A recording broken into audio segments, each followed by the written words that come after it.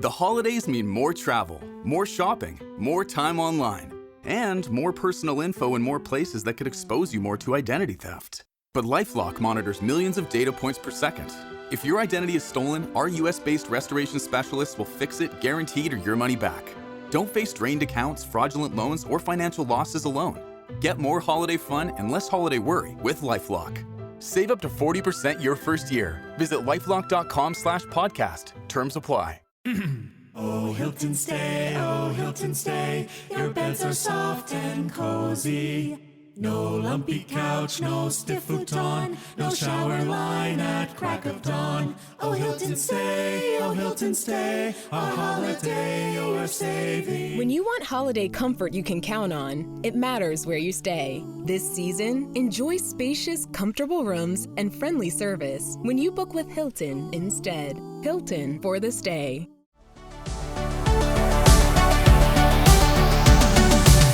Welcome to the Dr. Raj podcast with Dr. Raj Dasgupta, a show all about educating patients, students, and aspiring doctors about better patient care. Dr. Raj is a quadruple board-certified physician and associate professor at the University of Southern California. He was a co-host of the TNT series Chasing the Cure with Ann Curry, as well as a regular on the TV show The Doctors. And now, here's our show.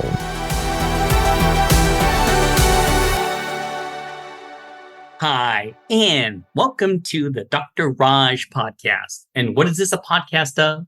A podcast of happiness and wellness, of amazing stories, of great people. And today's guest, super special, not only because she's literally sitting right next to me, but this is actually a live podcast for once, but because of the fact that her story is what this podcast is meant for. And the quick one-liner before I read the bio and introduce is going to be, a wonderful mother, 3 kids, 2 of which are blind. And that didn't hold her back, didn't hold her kids back.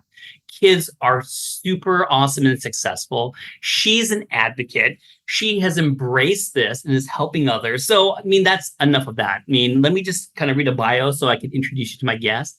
My guest today is going to be Kristin Smedley. She is a TED speaker, award-winning author, and trailblazer for the disability community. Kristin is a co-founder and CEO of the only patient organization in the world for people living with the rare eye disease that caused her 2 sons blindness. And of course, there's letters here. It's CRB1, LCA-RP. And if you're saying, what is that? It's retinitis pigmentosum, but I'm going to go into it. So just bear with me, everyone. The Curing Retinal Blindness Foundation has raised over $4 million and achieved a National Rare Eye Disease Award this day. That legalization of what they call HR number 625 was the first in U.S. history to be submitted in Braille, and it's advocates for better resources for blind and visually impaired Americans. Kristin partnered with the Spark Therapeutics to help achieve the first ever FDA-approved gene therapy to treat an inherited retinal disease in the United States. She has done a TED Talk in New York City to change perceptions of blindness, and she has partnered with Comcast Media to spread awareness of the inclusion of X1 product. Kristin is author of the best-selling book, Thriving Blind, Stories of Real People Succeeding Without Sight, and a new award-winning inclusive children's book, which is literally right next to me. We'll talk about it in the podcast. It's called What I Can Be Is Up to Me. She is co-creator of the short film, The Greatest Equalizer, that was funded by Salesforce. All of these media harnesses Kristin's important message, and I love this one, uncovering ability in disability and seeing advantage in disadvantage. And last but not least, in 2022, Kristin co-founded the Thriving Blind Academy to solve the illiteracy and unemployment crisis in the blind community. People from 6 continents attended her programs, coaching, and membership. And with that being said, Kristin, thank you for being here. Oh, I'm so glad to be here. Thanks for having me.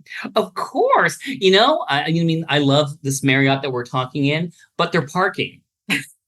It was like $30 just to park here, and you're worth every penny. But I parked a mile away and walked to come see you. Yeah, That's a nice day. I sweated to come see you. It's a nice day in California for a walk. Okay, so I want to start off by going back and jumping in the time machine and going back. So before you had kids, before any of this, who were you? What was your profession? What did you do for a living? I was one of those people that I knew from the time I was 5 that I was going to be a teacher. I just knew. And I have 4 brothers. My 4 brothers, I would line them up in little chairs. And my dad had this little workshop in the back of our basement, and he had a chalkboard on the back of it. And I would sit there and teach my brothers anything I could possibly teach them. Always. I would bring home the extra handouts from school, but I just knew I was going to be a teacher. And then by the time, and I was also, so I'm probably a little type AAA. I'm a goal setter and a high achiever, right? And but that was always expected of me growing up. And I was one of those people that I set the goals, I worked hard, and I achieved them. And I finally, I got the degree, landed the job, married the guy, Nice. built the house, got the SUV, and my life was everything I planned for and worked for. Nice. And did you get the dog? Is there a dog there somewhere too? No, the dogs came later. The dogs came later. Okay. It's a whole nother podcast. Sure. So with that being said, I'm going to ask kind of like the emotional question. So, can you walk me through, you're now going to be delivering your first child, the pregnancy hopefully is going well. Can you walk me through how you found out and what was your emotions when they told you, hey, he could be blind? Yeah. Well, I said I'm a planner and a high achiever, right? And I had all these goals, but I dreamt of being a mom. I could not wait to have kids. Now I have a phenomenal mom. My grandmother's wonderful. I was surrounded by some incredible moms, and I couldn't wait. Of course, I was going to out-achieve them, right? I'm like, I can do this even better. And I could not wait to be a mom. And I'll tell you what, when I was pregnant with Michael, Yeah.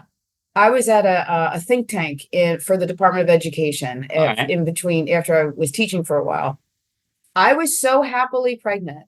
And I was the only one in like hundreds of people that once I had him, all of a sudden I come back and there's like 10 women pregnant. They're like, you made it look so fun. I was so excited to be a mom. And then, how like, when you're expecting a baby and as the belly's growing, like you start off with, I just want a healthy child. Yep. Right. I just want to have, and if you're like me, by like month 8, I'm like, ooh, Phillies pitcher or quarterback for the Eagles.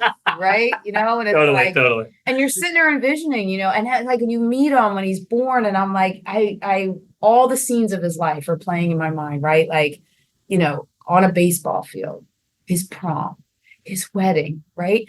All of the things. And you just envision this perfect life with this perfect little human. So then you can imagine as all of that is in my mind. And the doctor says at 5 months old, Kristin, he's blind. Oh my God. And every single dream, it just went dark. Everything. I always say my dreams crashed to the floor, and I physically crashed, went onto the floor.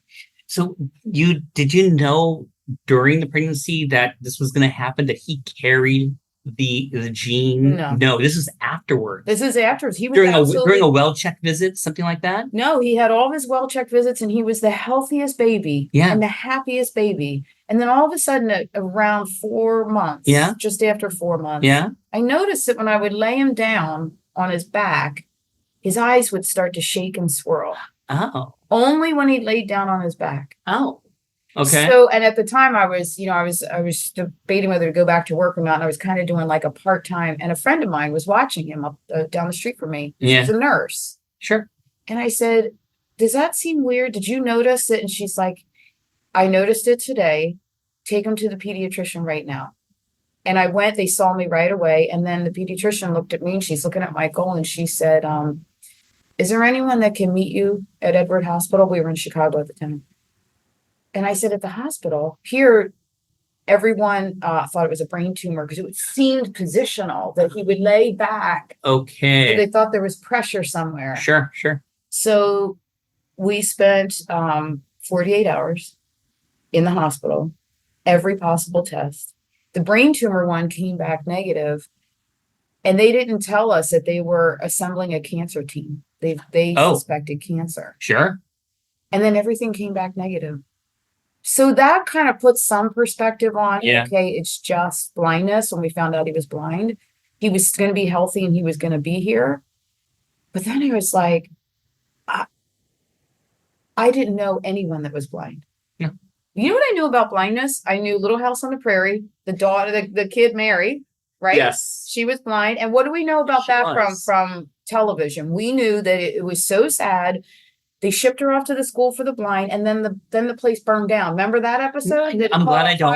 No, it was horrific. And then what else did I know? I knew Stevie Wonder. You gotta say Stevie Wonder. Yeah, those are the two things I knew about blindness. Me too. I could sing for y'all, and then you can see why I figured my son would not be a blind singer, because it's bad. He did end up singing. He's very good at it. But anyway, so that I had no education about blindness. The only story I knew was what Hollywood had told me. This was going to be bad.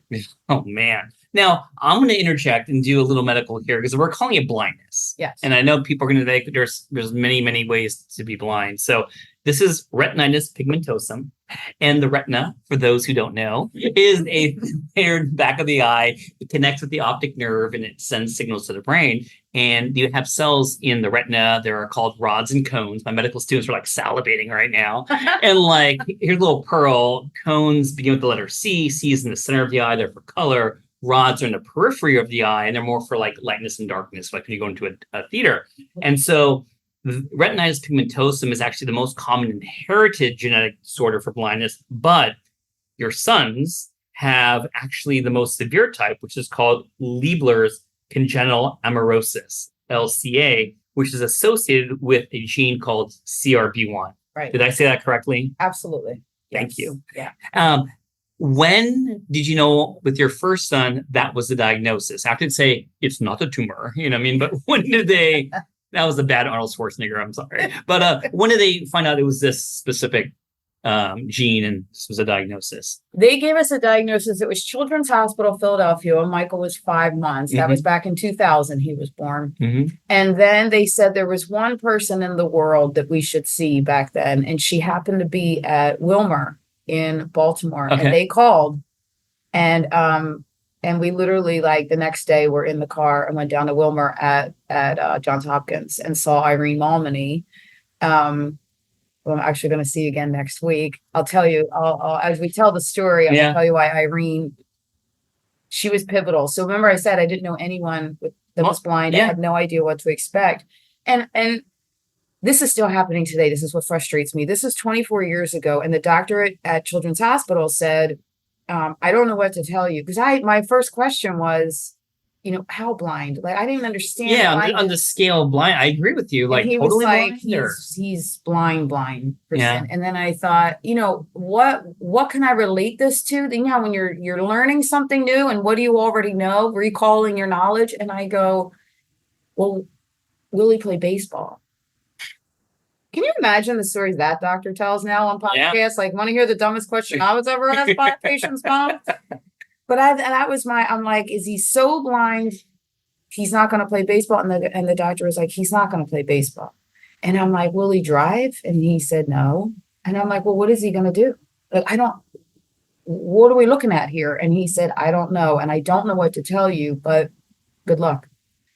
Oh my God, that's not the best bedside manner, but all right. Yeah. So then of course I crashed. Yeah. And then he's like, he said, can you move into the hallway, because we have all these patients in the waiting room and we need this room. Oh. Right? Yeah. So that wasn't helpful. So now I was just kind of like, I guess because the way my mind works, I could not walk out of there without some answer. Yeah. And then that's when he said, well, there's this one specialist in the world that might be able to help. Oh. Or that might be able to tell you more. Yeah. And it was Irene. Yeah. And she had been studying LCA and patients with LCA for years. And Yeah, so we went down to Wilmer. I'll tell you what though.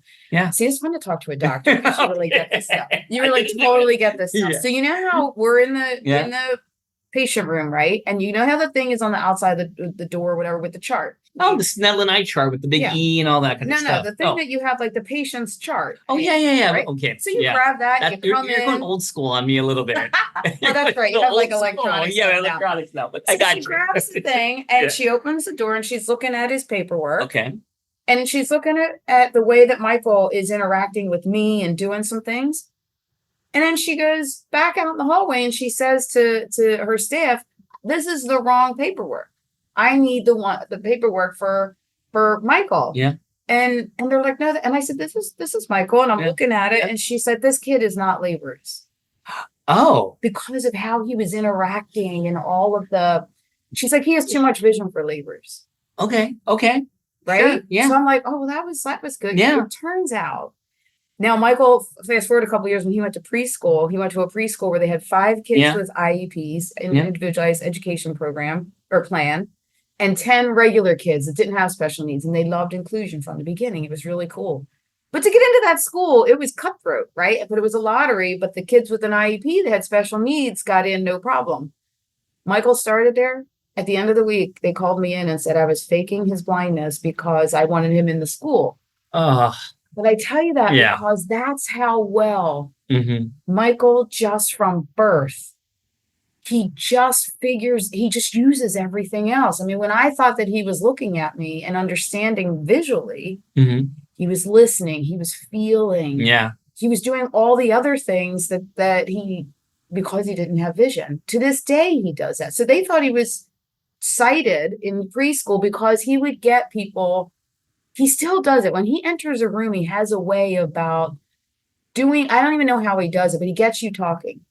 So he knows who's in the room without saying who's in the room, right? And Yeah. he knows everybody's voice. And he can sense things he can sense if you're upset, if you're happy. Sure. He just has this very uncanny way of going through the world that requires no vision at all.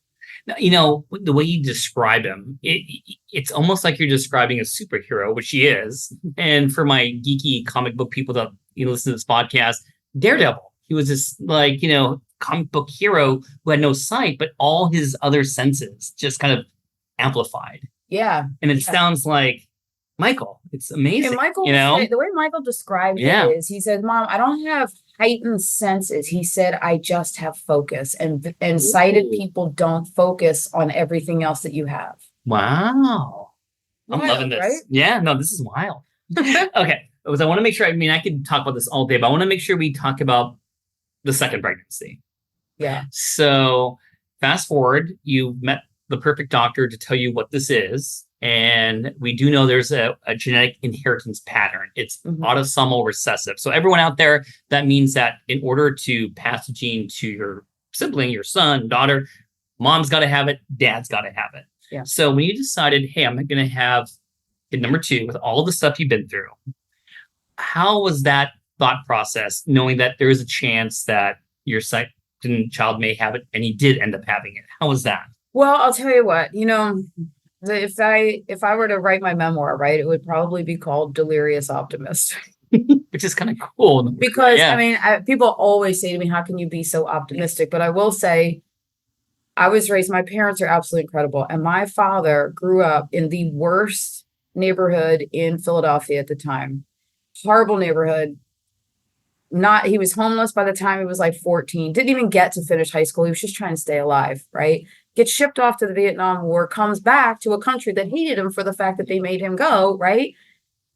But he came back. He always says the Vietnam War saved his life, because when he came back to a horrible situation, he knew it was time to get out of it. He was not going to live like that. If he was coming back, and he actually made it back when none of his friends did, he was not going to continue down that path. And he changed everything, married my mom, right? Then moves us out of the city into the suburbs. Education was very important to him. And he did everything. He worked a gajillion jobs as a shift worker, so that we could have a great education. And he was just very optimistic. And he always had us looking for silver linings, right?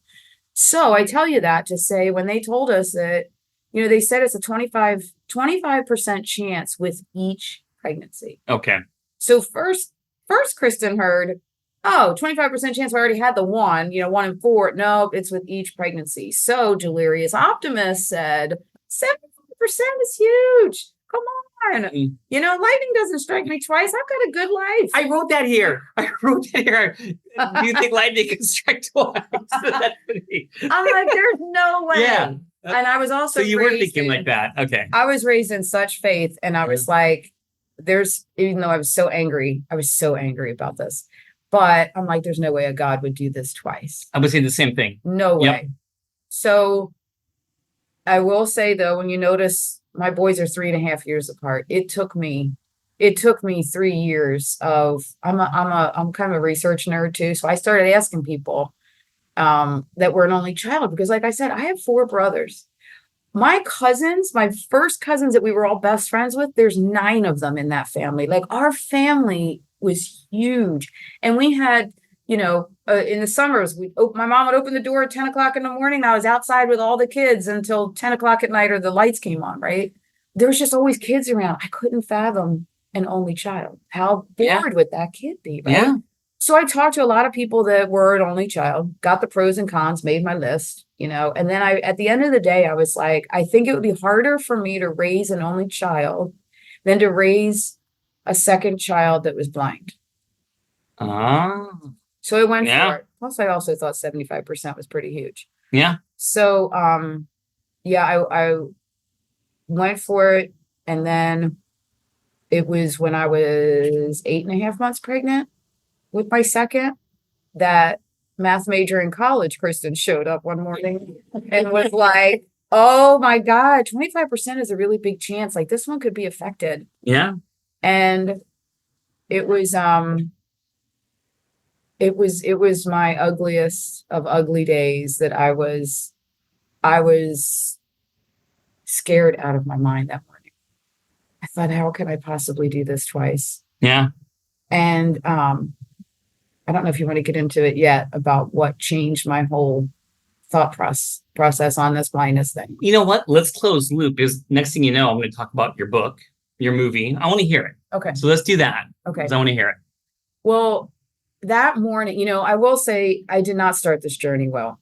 For 3 years, I was faking being happy with Michael every day. I was scared out of my mind for this kid. I still didn't know much about it, right? Yeah. And every single day for 3 years, every night I would pray blindness away. I would lay in bed before I fell asleep, praying it away.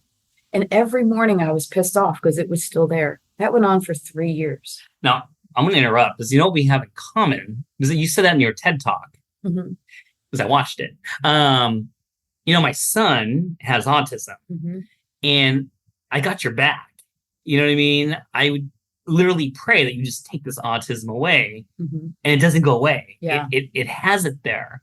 And, we had a kid after my son, and, there's no gene, for the autism, but yeah, I can relate to you, and I got your back, because the things that you put in here and the things that you say, until you have someone with a disability, your son, your daughter, it's hard to relate, because it's undescribable what you're going through. Yeah. So, yeah. Yeah. So in that moment of my ugly cry, I was so mad. I'm like, there's no way a God would do this to me again. Yeah. I can't. And then I was like, look, man, Yeah. like, you've known me for 32 years now. I couldn't handle this. Of course you're not going to do this again. Like that would flatten me out. And then I heard Michael making his way to my bedroom. And I got to tell you, and I said this in the TED Talk, I think, Michael at 3.5 years old, he did not walk. He skipped, and he had a spring in his step. He still has a spring in his step. I like it. Just was the happiest dang thing. So he came, literally bouncing down, comes into my room. And mind you, I'm sitting there in the ugliest of cries, and I'm like at the lowest of lows. And he stands about a foot in front of me and he yells, "Mommy, are you in here?" And I was like, are you freaking kidding me? Like, he can't even see me a foot away. And I was like, I'm here. I'm like, what's up? And he said, "Mommy, isn't this the best day ever?" And he was this little 3-year-old with these little, wire rimmed Jerry Maguire glasses, Good now. And I'm like, I said, Michael, and I'm thinking to myself, the best day ever. And I thought, thank God I didn't say it out loud. Yeah. I thought, your best day will be a fraction of our best day. Yeah. Like, why would you be so happy? Yeah. And I asked him, why are you so happy? And all he said was, I've got all my toys and the sun is shining and I'm happy. Wow. We need And a then little he bit of went- Michael in all of us, dude. Exactly. And my mom always says that Michael was born. Michael doesn't see, it's not that the glass is half full. It's half full of something absolutely amazing. And she said he expects every day to be great. I like that. That's how he goes. That's how he goes about it. But so in that moment, I said I was praying blindness away every night. It was my blindness that was cured in that moment because I saw it for the way Michael saw it. He didn't see it as anything other than blindness. Like, it didn't bother him. It wasn't a burden to him. Yeah. And to this day, the only time blindness is a burden is when someone else puts a barrier in the way. Well said. When the holidays start to feel a bit repetitive, reach for a Sprite Winter Spiced Cranberry and put your twist on tradition. A bold cranberry and winter spice flavor fusion, Sprite Winter Spiced Cranberry is a refreshing way to shake things up this sipping season. And only for a limited time. Sprite, obey your thirst. Does it ever feel like you're a marketing professional just speaking into the void? But with LinkedIn ads, you can know you're reaching the right decision makers, a network of 130 million of them, in fact. You can even target buyers by job title, industry, company, seniority, skills, and did I say job title? See how you can avoid the void and reach the right buyers with LinkedIn ads. Spend $250 on your first campaign and get a free $250 credit for the next one. Get started at linkedin.com/campaign. Terms and conditions apply. I can see why you're the advocate for this. And I like that you're actually an advocate for disability. I think the things that you went through with Michael really apply to many other situations too. Yeah. But I want to make sure there's so much to talk about. Oh my God. So before we talk about the book and the film, I do want to talk about, I'm really impressed with your foundation because of the medical part of me. So I wanted to throw one question in there. So where are we right now with the Curing Retinal Blindness Foundation? Like, this is your baby, right? So where are we? What are our goals? What are we trying to do with that right now? Yeah. So we're actually at the proof of concept stage. Okay. Within a couple of years, heading into the first ever clinical trial to treat this blindness. We use the word cure, but there is no, we're not curing just yet. We want to, one step at a time to at least look. My thing is, if we could halt this disease in the very beginning and never have the lifetime of degeneration in the very beginning years, that would be absolutely incredible. Can we finally restore vision in the boys? That's the big scientific hope, but we're going to take baby steps, right? We're going to start halting the disease, restoring some vision, and then ultimately, potentially restoring all vision. And actually, you'll love this too. Yeah. I'm actually in conversations right now. I'm doing a virtual conversation in a couple of weeks because I want to know from my two boys that are affected with this, what do they consider a meaningful treatment, a meaningful endpoint to a clinical? You're very research all of a sudden. Exactly. What is that endpoint? Right? Yeah. I like that. For now, it's mostly parents that are talking for these kids, what they want in terms of a cure and a treatment. But what I'm also interested to see is my boys have had full access to resources to thrive, right? And they've had me banging down doors. Now they do it themselves. I'm interested to know kids in their age bracket, well, young adults that haven't had access. What's a meaningful treatment for them? Nice. And I want to compare the two and see if there's similarities. And if access to education, jobs, and all that has an impact on what they want as an endpoint. But we could nerd out over the foundation. Now, are your two boys big parts of this foundation? They are. They've actually. They should be the poster childs for this foundation. Oh, you know what I mean? Oh, man. Well, when I started, started back in 2011 with a Facebook post. It took from 2000 to 2009 to get the actual CRB1 genetic diagnosis. We were just laborers until we got the technology improved. Now it's incredible how fast you can get a genetic answer. But we didn't know until 2009 that it was CRB1. And I am telling you, within days of getting that phone call from the University of Iowa, within days on my TV, I think it was like Good Morning America or something, is Jean Bennett talking about developing a gene therapy for a sister gene of ours, RPE65. And I was like, holy God. And then somehow I'm a little weird this way, but I'm super fun. I'm not creepy. I found her phone number. Oh, okay. Like I got her number. She's in her lab. Yeah. And she's like, who is this? I'm like, my name's Kristin Smedley. Blah, blah, blah. Yeah. I just saw you on the news. And my kids have CRB1 and we have a higher incidence. We weigh more people. What's with the RPE65? And she was like, well, science doesn't work just in numbers. It was all this other stuff. I said, how can we be next? I love that. So I talked to her and another doctor at University of Penn. Yeah. And I said, how does this work? Yeah. And they said, a typical scientific research grant is $100,000 a year for 3 years to get started. I said, okay, I could do that. Little did I know what I was about to get into. So that story was the story of how you decided to make this foundation to raise the money. Oh, give me some knuckles. Yes. That's a great story. Yeah, it was cool. Then I put a Facebook post out. I have 2 kids affected by CRB1 LCA. Anyone else have kids with CRB1? And 10 families responded. Well, families responded. And then I asked them, I'm going to start raising money to be the next gene in gene therapy right behind RPE65. Do you want in? 10 families said yes. Memorial Day weekend of 2011.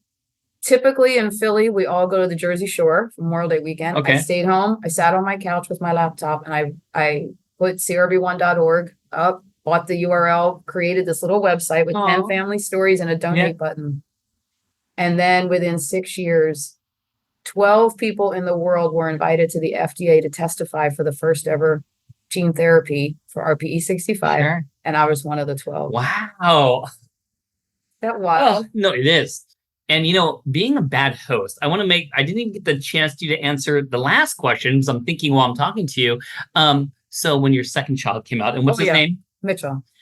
Was it more happiness at the end when you found out that, hey, he had it? Or was it you're prepared? Was it sadness?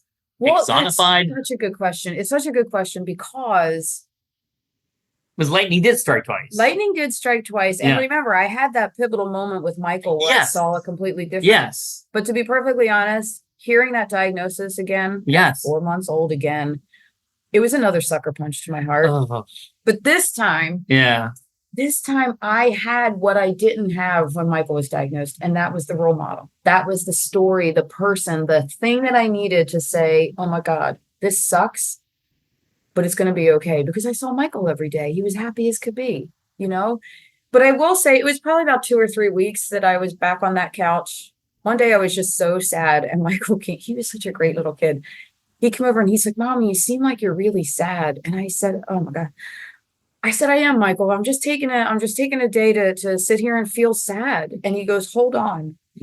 And I heard his little feet go running in the kitchen. I could hear him in the pantry. And he came back with a sleeve of Oreo cookies. And he goes, Mommy, let's eat these together because they always make me feel better. I love it. Now, I want to make sure you say, being a dad, I always love to brag about my kids. Before we go into the book stuff and film stuff, do you want to say what makes you ultra proud? I know you have 3 kids, and I know one's a basketball star. God bless her. Yeah. But for the 2 boys, what are your one special moment for each of them? What is your, oh my God, the biggest, proudest mama bear in the whole world for each one of them? Oh my gosh. Well, I could go on and on forever. I know, but it's hard. When, this world, one of the reasons the biggest reason I was so devastated over the blindness diagnosis is because I started finding out the statistics, right? 70% of the community is unemployed. 85% of blind college students that start college drop out. That's 85%. Horrible. Sad. Right? Yeah. So all of these issues, and then there's my Michael. He started college in Nashville, and then he said after he had a band, released an album, did all these things in Nashville, right? He's like, Mom, I'm a little bored. I'm going to go to Penn State. I'm like, oh, great. Now I got to go memorize that campus with you. But I'm like, are you out of your mind? But even with a transfer, he finished in 4 years at Penn State, 2 majors, 2 minors, and a certificate program, including a pre-law thing. And landed in the top 0.5% of 10,000 graduates that year. And the best part, Yeah. You know what the world thinks that blindness is that they can't do anything, they're not hiring them. And they have all these old stories of blindness. Michael led the graduation procession of the School of Communications into the Bryce Jordan Center. There was my son with his white cane out in front of him. I love it. He had a sighted guide with him, which was Sure. one of his professors that taught him how to interview well and landed the job of his dreams. But there was my son, the blind one, leading all the sighted kids because he had out-achieved every single one of them. And you know what? Yeah. I watched him sitting in the Bryce Jordan Center. I don't know if you don't know the Bryce Jordan Center, that's the big arena at Penn State University. Sure. They have concerts and everything there, and it's full of graduates and their families. And I'm watching my Michael sitting in his seat, having the time of his life because he knew everyone around. I mean, had this big social network and had the time of his life there. But that moment of him walking in, Yeah. we were treated like royalty at Penn Of State that course. weekend. Oh my gosh, it was absolutely extraordinary. But Michael's thing is he knows that the world constantly tells him no and he can't do something. And he always says back to them, watch me. I love it. Always says back to them, watch me. And then my Mitchell, who is 100,000% different than Michael. And Okay. it's the reason that I'm glad that we don't have video because gray hairs just jump out of my head from this kid. Because he is always up to something to press all of my buttons. Actually, you'll love this. I just did a post on LinkedIn. Everyone here at the conference I'm at is talking about it. It's about, I'm starting to bring the kids back from college now, right? Okay. At the end of the Sure. season. And I did first child, second child, third child, first child. He took everything he owned to college. And then I had to move it all back home, right? But he had it all ready to go. Yeah. Right. Third child, she had moved those two in and out for years. So she took almost nothing. Okay. And had it all ready to go when I got there. And then there's my Mitchell, my middle child, who I text all week long. Are you packing? Yes, yes, yes. If he even responds to my text. Yeah. And then I get there and he has packed nothing. Argues with me that he did.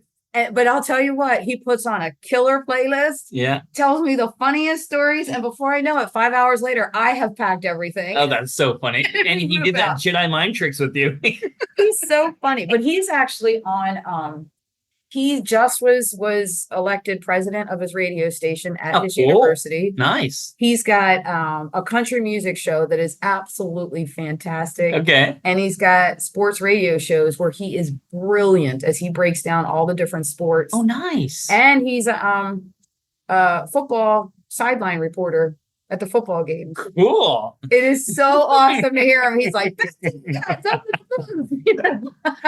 No, I'm happy you got a chance to say wonderful things. You got wonderful, wonderful, wonderful kids. All right. So now I want to make sure I talk about one of the many reasons why I wanted you on the podcast. Children's book. Oh, Now, yeah. you gave me a copy and I love it. I'm literally touching it. This is a live podcast. I feel the braille. It's amazing. So I kind of want to know, what's the excitement about this? Because I heard that some teachers dig it, some parents dig it, some kids dig it. You're getting some good reviews. And why did you really focus on first graders? Well, here's the thing. When I taught elementary school, right? Okay.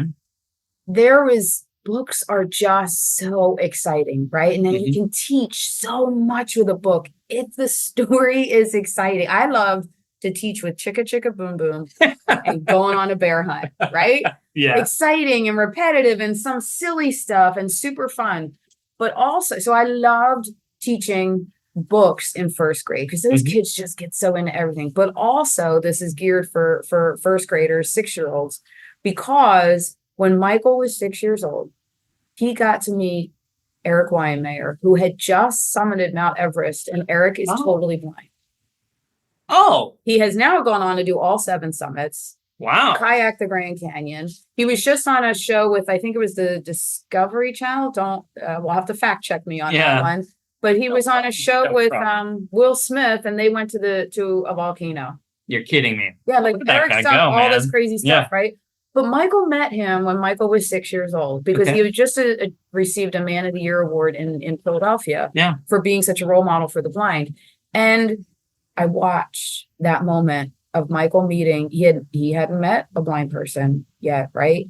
And he meets Eric, and not only was Eric blind and cool and funny and all that. He had just summited Everest, for the love of God. Which is awesome. Right? Yeah. So he says to Michael, he's like, listen, dude, you're going to have all these idiot-sighted people in your world are going to tell you all kinds of things about what you can and can't do and what you can and can't be. And he's like, you decide what you're going to be. And if someone tells you that you can't, he goes, I want you to ask them, have any friends that have climbed Mount Everest? I do. And he happens to be blind like me. Now get out of my way. Right. I like it. So that people always say, oh, Kristin, because you were the mom that you are, that's what was so impactful for your boys. And it isn't. I mean, all moms, right? All of us parents are there for our kids and get them whatever they need. It was, I believe, because I witnessed it, Eric changed the trajectory of all of our lives that day because he showed us what was possible. Yeah. I mean, and he said to Mike, you don't have to climb Everest. You just do you. You climb whatever mountain you want to climb. And that changed everything. Michael never saw a limit. And Michael was in first grade at the time? He was in first grade. Now, I want you to say, I noticed on the cover of the book, there was someone summiting a mountain with a flag. Yeah. Is that the story? The story is... I got to know. You have to get the punchline. I want to know. Well, the story is, it's 6 people, 6 different people that are actually real people in this world that I know, doing whatever it is that they are loving doing. One's a professional skateboarder, right? Okay. One's a mountain climber. One is a CEO and does all these leadership events. Sure. There's an artist, a photographer, right? All these different things. And these people it is their thing, right? It's their thing that they always wanted to do. And that's what they're rocking the world with. And you don't find out till the end that all of those 6 people are blind. I love it. And the whole message is like, then you go back and it's very exciting. Like the climber, we climb and climb and climb. Kids go crazy with all the actions. And then they find out that these people are blind. And the look on their faces is so perfect. And then, it's the summary at the end is they do the things that they do with they use certain tools and they have access to that. And they are in the world doing what they want to do. I love it. And it says, believe in me. Yeah. And there's this the Braille alphabet at the end. This is touching. Oh my God. We made sure that I have not had that printed in anything other than the twin vision that it is. It's print and Braille. Because the other thing is, so I wanted blind kids to experience what my son, not many of them are going to be able to meet another person like them. So I wanted them to experience what Michael got to experience. Here's these other people in the world doing whatever they want, so you can go ahead and do it too. But at the same time, I was getting so frustrated with the way that, like Michael, he was coming out of Penn State, top graduate in his field, and no one would hire him because of that white king, right? So I was so frustrated with adults. I'm like, let's just start with the kids, right? Let's get them in first grade to see this differently. And that is what is going to change the world. If kids see ability and disability and advantage and disadvantage, when you get that through to kids, they take that with them their whole lives. That's where the world changes. I just gotta know. So when did this come out? Where can someone get it? Is it just going online? Can you go inside a Barnes and Nobles and just kind of look for this and pick it up? Someday we'll get there. Right now it's at whaticanbeisuptome.com. That I want to make sure everyone gets that. So we'll mention it again, but that's awesome. Yeah, whaticanbeisuptome.com. And honestly, all of every single dollar that this book raises all goes into Thriving Blind Academy to empower the families because a book can only take a family so far, right? They come in, we have weekly, monthly, all kinds of, we're not a support group. It's a success strategy. I like the way you phrase everything. Yeah. I love that very much. Yeah, it's good stuff. So you weren't, there's book, and then you are taking it to another level. Movie. Yeah. And so there's this film, it's called Curveball, and I kind of like, as I was preparing for this, got my notes here. So there are lots of great feel-good movies, and there are sports type movies like this. So I just want to know what makes your film a little bit different from those other underdog type movies out there. So, and tell me the plot, because I got to know, you know what I mean? So let's start off with that. So here's the thing. This film was when this happened, it's inspired by our actual true story. And when it happened, it was this is a true story? It's a true story. I Okay. mean, for the most part, it's Hollywood. You got to. It's Hollywood. Okay. So back when Michael was 9, right at the time I started the foundation, Michael was in public school. Okay. We made it work. I mean, it didn't work at first, and we made Yep. it work, and they were wonderful once I muscled up, and then I got nice again. But So funny. Okay. but anyway, so we made Sure. public school work, and Okay. he was hanging out. He was doing sports for the blind in Philadelphia, which is important to do. Sure. He's learning all the different sports Yep. and how they're adapted and whatever. And he was Okay. out there and he was active. Then he came home one day from school and he was like, Mom, I want to play baseball. And I said, Okay. you do play baseball. You play beat baseball, in Philly. And he goes, no, I want to play regular baseball. What was happening is here he is in the public school in our town, in our neighborhood. And he's hanging out like at lunchtime. Think about 9-year-old boys that play baseball. What are they all? They're all, baseball season starts and they're talking about the umps that suck, right? And what team is a bunch of cheaters, Yeah. and who's terrible and who's the best.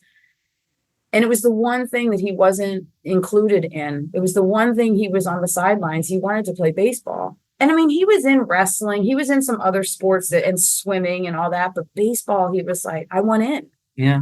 Regular baseball. Oh my God. Everyone says Disney's the happiest place on earth. Registration day in our town for baseball is like, it's pathetically energetic, right? It was like crazy. And I walk in with this kid with the white cane. And I will say they did I would figure have it paid out. to see everyone's reaction on their face when you walked in. You know what I mean? Oh, you will Just pay to 'cause see there's it the 'cause you white get a cane. movie ticket and it's in there. Well said. I kind of set myself up. That's funny. No, but Good one. anyway, so Nice one. Yes. what ended up happening, and a very long story short, Yeah. they were the worst. Oh my God, they were so horrible, right? And I walk up to practice and I'm like, oh my God. And I've got the blind kid, right? And I'm like, oh my God. And they couldn't get anyone to coach this team. Okay. So they got 2 like 24-year-old cops in our town. They're like, Okay. hey, here's your volunteer work of the year. You're going to coach this team. And the head coach, I see him all the time now. I'm type AAA and I Yeah. want things to all winning. Yeah. He was all winning. And he was like, what is the scene of that first practice? It was a disaster. And then they lost every game. Yeah. They were terrible, right? But then, and Michael, so when I'm out talking with big companies and corporations, what's the big thing in HR, right? It's reasonable accommodations. Yeah. What are the reasonable accommodations? So in baseball for us, the league agreed because he was the only blind player Yeah. ever. The reasonable accommodation was he had to hit off a tee. Okay. He still only got 3 strikes and you're out. Yeah. Had to hit off a tee. Yep. And he played the outfield with another player. And that guy fielded the ball. Okay. But Michael's role was to throw it in to wherever the play was. Okay. Now- Gotcha. I also talk with youth sports organizations because I always say, you want to shut all these parents up that are so obnoxious? Put a blind kid on the team. Because everyone had to instantaneously, if Michael had that ball in his hand, Yeah. instant silence, and one voice would call his name wherever the play was. I'm right here. That guy would Oh be my like, God. Michael. So Michael could throw it. I'm telling you, from center field, he could make the play at second base. Yeah. He could throw that thing into the infield like a champ. So those were the reasonable accommodations, and that was it. Michael, we would go in advance and he'd run the bases several times to get a feel again, Yeah. how far they are, right? We had to figure out stealing and all that kind of stuff. But anyway, those were the accommodations. Well, that team, you can imagine 9 and 10-year-old boys, right? They don't want any parts of having to stand close to another Yeah. guy, right? Or help him or whatever. Yeah. Little by little, I watched him develop a relationship with each kid that wanted no parts of this. They didn't know what to do with a blind kid, right? So he's one at a time. The coach is assigning a rotation of working with Michael, Sure. right? Then kids start fighting over who gets to go out Aw. outfield with Michael, right? It was just incredible. And then, they started getting a little bit better, but they still weren't winning. And then they had this rule where even if you lost every game, like us, we were in last place, you had one last opportunity to play into the playoffs. Okay. And we freaking won that game. Nice. I mean, you set the movie up nicely. Towards the end, everyone's like fighting now to be next to Michael. And then the last game, they, my God, I hope producers and directors are like, listening to this. This is great. Well, we end up getting into the playoffs. Yep. This is when I knew that this was a story that had to be told. Yeah. Because I watched Michael change all these kids' minds, right? Yeah. Just because he developed a relationship. Everyone makes their snap judgment and then you develop a relationship and it's different, right? And course. Michael can do that in a hot second. But then as I'm sitting there, we win the first playoff game, right? We were the Orange Mets. Well, I got so excited, right? I didn't remember I said, will he play baseball? And the doctor said no. And then here I am now in the playoffs at baseball. Is that going to be in the movie? Because I like that whole flashback. Yeah. That's a great flashback moment right there. Yeah, that's totally in it. We just got the final script and it's totally in there. I love that. Okay. So now I'm like, I go to the fabric store and I get this orange fabric. I make rally towels for the moms, right? So now, and then I had all the kids. I brought posters, all the siblings. We had posters and markers, and they all made Go Mets posters, right? I mean, we were like obnoxious. But so if you can imagine, and probably a lot of towns from your listeners have this, there's a big baseball field complex, right? So all these games for the age groups happen at the same time. Yeah. As all the other playoff games are ending, everyone was coming to our field to watch the Mets because the word got out. You know, the Mets were, oh my God, they're in. And that's the team with the blind kid. And a lot of the kids knew Michael from school. Yeah. Like, it was just unbelievable. Every weekend, all the spectators, all the players, they're all, and then we end up in the championship game against the undefeated first place team. And the whole sideline, our whole side was packed. Kids from the travel teams, like the really good ones that knew Michael, they came, their parents came. Yeah. All these people were, and actually the night before the championship game, I wrote an email to the commissioner and I said, listen, I'm sure people are driving you crazy that they're not happy about the obnoxious Mets parents. Yeah. And I'm like, I just never thought I'd be here. And this is probably my only chance. Yeah. And I was like, just give me one more day. And he played the outfield that game. Yeah. Wow. Yeah. But the commissioner was like, Kristin, I think the whole town is behind the Mets. Enjoy it. Of course. And we go into the championship, extra innings. Oh my God. And we win. Shut up. We win the championship. Oh my God. And I watched and I'm like, and this dad of the best player who was, I know he was not happy when he saw that there was a blind kid on the team. He was real big and real popular. You know, they were like the real fun family. Yeah. He came over to me after all the hoopla and everything. I was just kind of standing there taking it all in. And he's like, Kristin, you know, when you walked up with Michael, I thought, how the hell is this going to work? And he said, and all of our spoiled kids thought the same thing. And he said, I watched your son change them all season long. He changed every one of our kids and he changed all of our lives. And I thought, he's like, I'm so happy that my kid got to experience your kid. Yes. Right? 100%. 100%. So I just like, you know, I've been sitting on it ever since that happened. I'm like, this is a story that needs to be told because the way the world is right now and the way that people make all their judgments and they refuse and they see, like my daughter who's sighted, you know, she was born into this family of accessibility and everything in place. She is so well liked and people really enjoy her because they know she doesn't have that barrier up. If you have a hearing aid, she sees it as a tool. You're in a wheelchair, she sees it as your tool. She does not see it as something that makes you weird or wrong. Yeah. Whereas the rest of the world does, right? So I'm like, the reason that I know that there's so many great hero's journey films out there, and I love every single one of them. This one, though, when I say that unemployment rate, right, and the dropping out of college because people refuse to give people that are blind access and opportunity because they think something is wrong, which it isn't, and they focus on loss and not gain. The thing is, what's the, you know, I could say, well, Braille is, you know, that's how they do that and their phone talks. But when I say they were able to play baseball, then people listen. Yeah. That's when I get the undivided attention. And when they can see how it works with a reasonable accommodation and some space and grace, right? Yeah. That's the game changer. I love it. That's what's going to open people's minds because they get it in sports. And it was sports done right. Youth sports should be done this way, not the way that the world has gone psychoville with youth sports. Yes. Anyway, but that's why I see this as being, it's a different type of hero's journey that I really think everyone is going to see themselves in because everybody's got some kind of thing that they think is a disadvantage and they're not realizing to harness the advantage in that experience. I love it.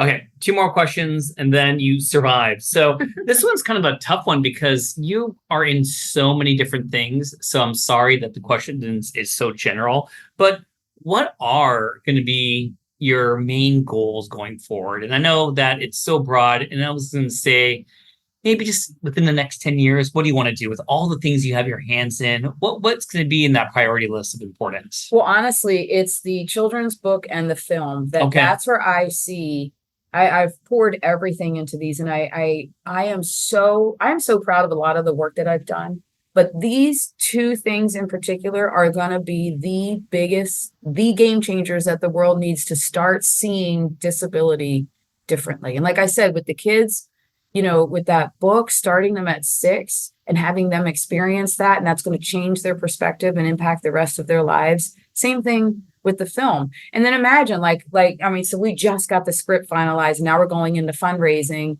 to get this thing into the world by next year. But can you imagine now all the things I've talked about just with that little fraction of what the film is, the conversations that we'll get to have with folks. Let's do youth sports differently. That's the thing I want impacted with this thing. Let's do youth sports differently. Let's educate all kids in the ways that they are going to learn best. That's in the film because it shows the fight for public school and public school done right for my kid with a disability, right? So we're going to change how we educate these kids. We're going to change how they're getting employed. Like when I'm out there in stages all over the world, I'm saying, you don't just hire somebody with a disability because you got to check that box now because you have to have a diverse workforce.